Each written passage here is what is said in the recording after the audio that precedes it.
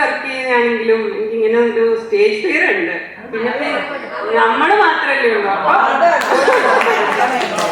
അതുകൊണ്ട് ആ മുട്ടിടില്ല കേട്ടോ. ഒരു റിട്ടയർമെന്റിനോ വല്ലോ 2 വാക്ക് പറയാൻ പറഞ്ഞാൽ ഞാൻ ആശംസ പറഞ്ഞിട്ട് വേഗം ഓടുന്ന ആളാണ്.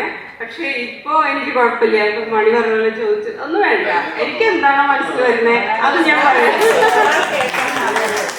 എന്താ പറയാ, ഭയങ്കര എക്സൈറ്റ്മെന്റ്. ഇതാ ആട്ടിട്ട് ഇപ്പോഴും ഇങ്ങനെ ചാടിക്കൊണ്ടത്, അത്ര സന്തോഷം. ഷൈജുവിനെ അറിയാം, ഷൈജു എന്നെ വിളിക്കുമ്പോൾ ഇത്ര നേരങ്ങൾ സംസാരിക്കുക. അപ്പൊ മനസ്സിലായിട്ടുണ്ടോ പണ്ട് മിണ്ടാണ്ടിരുന്ന ആളെ എങ്ങനെ ഇത്ര വായാടിയായി. എനിക്ക് ജോലി കിട്ടിയോണ്ട് മാത്രമാണ്. എനിക്ക് ആദ്യം ജോലി കിട്ടിയത് ബാങ്കിലായിരുന്നു, ഒരു ടെമ്പററി ആയിരുന്നു. 2000 കിട്ടി. അതിന് ഫ്രണ്ട് ഓഫീസിൽ കൊണ്ടിട്ടു. മിണ്ടാതിരിക്കാൻ പറ്റുമോ? കൗണ്ടറിൽ വരുന്നവരോട് നമുക്ക് സംസാരിക്കാതെ പറ്റില്ല. 1 ഇയർ ഞാൻ ബാങ്കിൽ ജോലി ചെയ്തു. അപ്പോൾ അതിൻ്റെ കൂടെ നമ്മൾ ടെസ്റ്റ് എഴുതിയിരുന്ന ഒരു PSC, ആ വാട്ടർ അതോറിറ്റിയിലാണ് ഞാൻ LTC ആയിട്ട് 2001 ജോയിൻ ചെയ്തു. എന്നെ അറിയുന്നവർക്കൊക്കെ എൻ്റെ പഴയ ഫിഗർ ഓർമ്മയുള്ളവർക്ക് അറിയാം. ഞാൻ വാട്ടർ അതോറിറ്റിയിലാണ്. സ്ഥലം ഇപ്പൊ വർക്ക് ചെയ്യുന്നത് ഷൊർണൂരാണ്. ട്രാൻസ്ഫർ, ഒരു പ്രൊമോഷൻ വിത്ത് ട്രാൻസ്ഫർ ആയിരുന്നു. അതുകൊണ്ടാ. അല്ലെങ്കിൽ ഞങ്ങൾ താമസിക്കുന്നത് ആലുവ അടുത്തിട്ട് ആലങ്ങാട് എന്ന് പറയും. ഹസ്ബൻഡ് പോലീസിലാണ്, ഇപ്പോൾ SI റാങ്കിലുണ്ട്, ആലുവ PH ഗ്രൂപ്പ്സിലുണ്ട്. ഷൈജുവിനെ അറിയാം. ഷൈജു പേഴ്സണലി അവർ സംസാരിച്ചിട്ടുണ്ട് ഹസ്ബൻഡുമായിട്ട്. 2 കുട്ടികൾ. മോള് ഇപ്പോൾ ഡിഗ്രി കഴിഞ്ഞു, PG പുറത്ത് ചെയ്യണം എന്നുള്ളവര് അതിൻ്റെ ഒരു പ്രിപ്പറേഷനൊക്കെ നടക്കുന്നു. മോൻ +2 കഴിഞ്ഞു, ഡിഗ്രിക്ക് ചേരാൻ നിൽക്കുന്നു. പിന്നെ എൻ്റെ പൂർവ്വ കാലഘട്ടത്തിൽ ഞാൻ പറഞ്ഞു അതിന് ചിലപ്പോൾ അടുത്ത പാട്ട് ഏതാ പാടുന്നത്.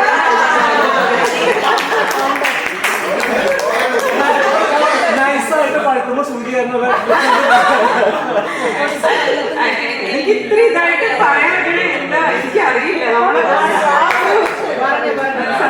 സന്തോഷം എനിക്ക് അടക്കാൻ പറ്റണില്ല. എന്താ പേര്? അനിൽകുമാർ എന്നാണ് ഫുൾ നെയിം. ആലുവയിലുണ്ട് കേട്ടോ, ആലുവ DSQസിലുണ്ട്. അങ്ങനെയല്ല ഞാൻ പറഞ്ഞത്. പ്രൊഫഷണൽ ആയതുകൊണ്ട് മിക്കവാറും എൻ്റെ കൂടെ വർക്ക് ചെയ്യുന്നവരൊക്കെ ഇങ്ങനെ വിളിക്കുന്നുണ്ട്. ഞാൻ അതുകൊണ്ടൊന്ന് പറഞ്ഞതാണ് കേട്ടോ. അപ്പോ ഒരു എന്താ പറയാ, 94 ഒരു ഡിഗ്രി കഴിഞ്ഞിട്ട് എനിക്ക് കുറച്ച് നാളൊരു സ്ട്രഗിളിങ് പീരീഡായിരുന്നു. കാരണം എൻ്റെ ഫാമിലി ബാക്ക്ഗ്രൗണ്ടൊക്കെ അങ്ങനെയാണ്. ഞാൻ 4 മക്കളില് മൂത്ത ആളാണ്. നിങ്ങൾ വിചാരിക്കുക അന്നൊക്കെ ഞാൻ ആരോടും കമ്പനി കൂടാൻ വരില്ല. നമ്മൾ അങ്ങനെ ഒരു സിറ്റുവേഷൻ അറിയാം. സാഹചര്യ കുറിച്ചൊക്കെയാണ് അവർക്കറിയാം കാര്യങ്ങൾ. അപ്പം പഠിക്കാൻ മാത്രം ശ്രദ്ധിച്ചിരുന്നത് എനിക്ക് വേറെ മുന്നോട്ട് പോകണമെങ്കിൽ പഠിക്കാതെ ഒരു വഴിയില്ലായിരുന്നു. കുട്ടിയാണ്, അച്ഛന് കൂലിപ്പണിയാണ്. അപ്പൊ എനിക്ക് പഠിച്ചൊരു ജോലി, എന്റെ മണ്ടത്തരത്തിന് ഞാൻ വിചാരിച്ചത് എന്താണെന്ന് അറിയോ, ഫസ്റ്റ് ക്ലാസ്സിൽ പാസ്സായി എനിക്ക് ഉടനെ ജോലി കിട്ടുമെന്ന. അതൊക്കെ പഠിച്ചിറങ്ങിയപ്പോൾ മനസ്സിലായി ഉടനെ ഒന്നും ആരും ജോലി കൊണ്ടുതരില്ല. ഒരുപാട് ടെസ്റ്റുകൾ എഴുതി. അങ്ങനെ 97 എഴുതിയ ഒരു PSC ടെസ്റ്റിലാണ് എനിക്ക് ജോലി കിട്ടുന്നത് കേട്ടോ. അപ്പോൾ 2001 ഞാൻ ജോലിക്ക് കയറി ഉടനെ പറഞ്ഞാൽ നീണ്ടുപോകും, എല്ലാവർക്കും സംസാരിക്കാനോ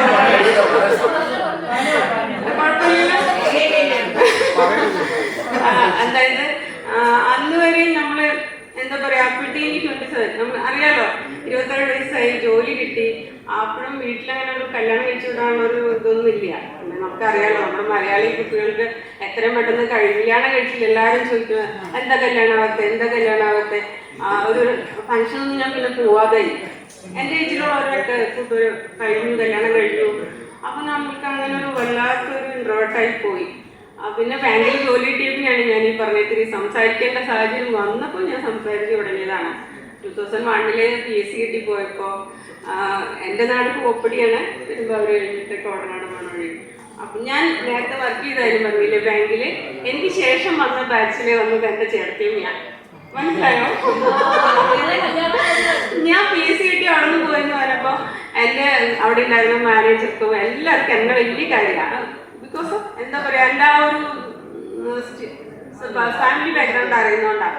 അപ്പൊ അവരെന്റെ കാര്യം പറഞ്ഞു. അന്നേരം ചേട്ടത്തിയമ്മയുടെ അനിയന് കല്യാണം ആയിട്ടില്ല, പെണ്ണ കഴിച്ചെടുക്കാം. അപ്പൊ ഇങ്ങനെ PSC കിട്ടിയൊരു കുട്ടി പോയി എന്ന് പറഞ്ഞിട്ട് ഹസ്ബൻഡിന്റെ അച്ഛൻ അവിടെ അവരുടെ വീട് ആലുവ വരപ്പുഴെടുത്ത അവിടെ നിന്ന് തന്നെ കണ്ടുപിടിച്ച് കളമശ്ശേരി ഓഫീസിലാണ് ഞാൻ ഫസ്റ്റ് ജോയിൻ ചെയ്തത്. അവിടെ വന്ന് എന്നെ കണ്ടു, എൻ്റെ വീട്ടിലെ അഡ്രസ്സ് മേടിച്ചു.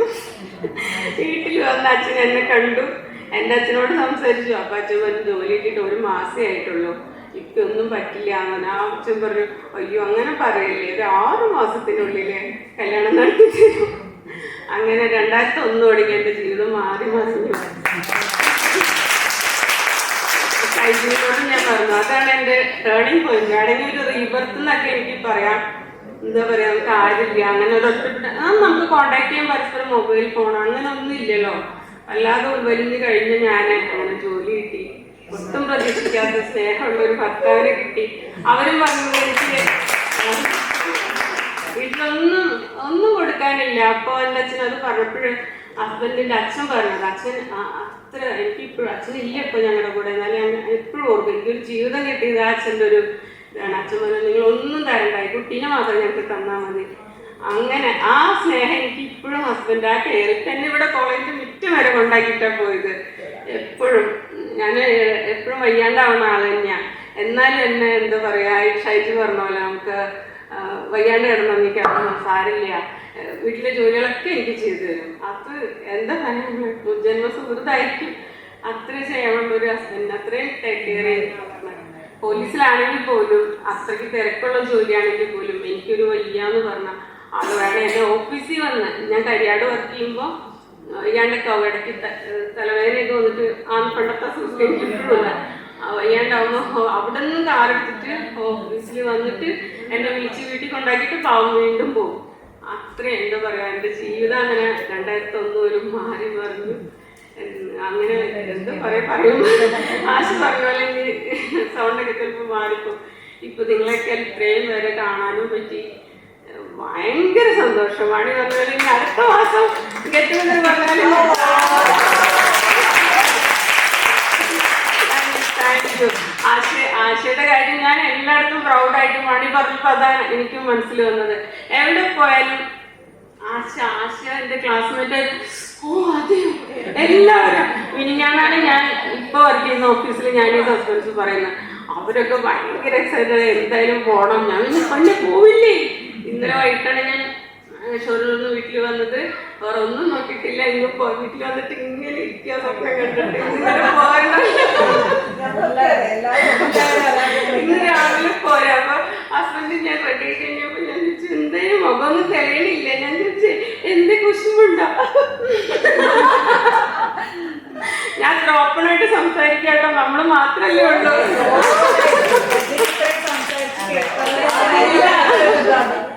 അതെന്റെ സത്യം എനിക്ക് അത്രയ്ക്ക് സന്തോഷം.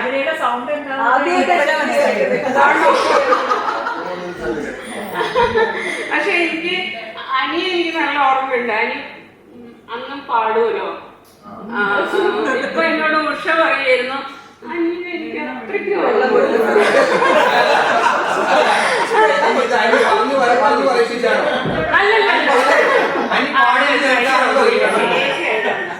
എനിക്ക് നല്ല ഓർമ്മയുണ്ട്. അനി ഹിന്ദി പാട്ടൊക്കെ അവിടെ നിന്ന് പാടും. ഈ അനിതയൊക്കെ നിർബന്ധിച്ച് പാടിക്കുമ്പോ ഞാൻ പാട്ട് എനിക്ക് ഭയങ്കര ഇഷ്ടമാണ്. ഇനി പാടാറില്ല പാടുമെന്ന് പറയുന്നത്. പക്ഷെ ഞാനപ്പം ഇങ്ങനെ പോയി നിന്ന് നോക്കും അനി പാടുന്നത്.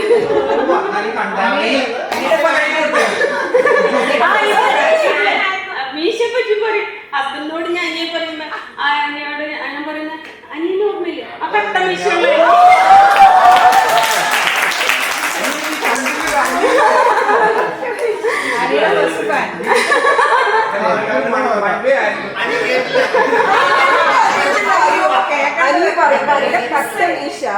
ഹസ്ബൻഡിനോട് പറയുന്ന അനി പറഞ്ഞിട്ട് കോളേജിൽ പാടുമായിരുന്നപ്പം രജനി അത് കേട്ട് നിൽക്കുമായിരുന്നു. പറയാ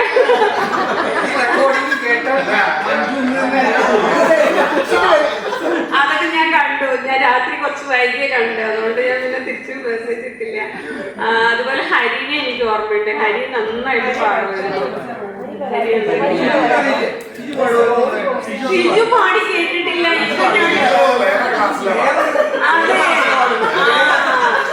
ഓസ്ട്രേലിയയിലുള്ള ഒരു ഷിജു ഉണ്ട്. അതെ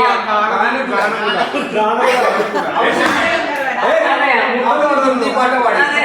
പാട്ട് പാടി. ഒന്ന് ഓർത്ത് നോക്കൂ. എനിക്ക് തന്നെ തോന്നുന്നു അത്രയ്ക്കും ഞാൻ ഉൾവലിഞ്ഞിരുന്ന ആളാണ്. ഭയങ്കര സന്തോഷം. എല്ലാവർക്കും എന്താ പറയാ, എനിക്ക് ഭയങ്കര സന്തോഷം, സ്നേഹം. Thank you. ഒന്നാമത്തെ പ്രൊഫഷൻ അങ്ങനെയാണ്. പിന്നെ ഇപ്പൊ നമ്മളെ സാഹചര്യങ്ങളും മാറിയല്ലോ. അപ്പൊ എല്ലാത്തിനും സപ്പോർട്ടായിട്ട് ഹസ്ബൻഡ് കൂടെ ഉണ്ട്. എന്തും അത് തന്നെയാണ്. ഓക്കെ, എല്ലാവർക്കും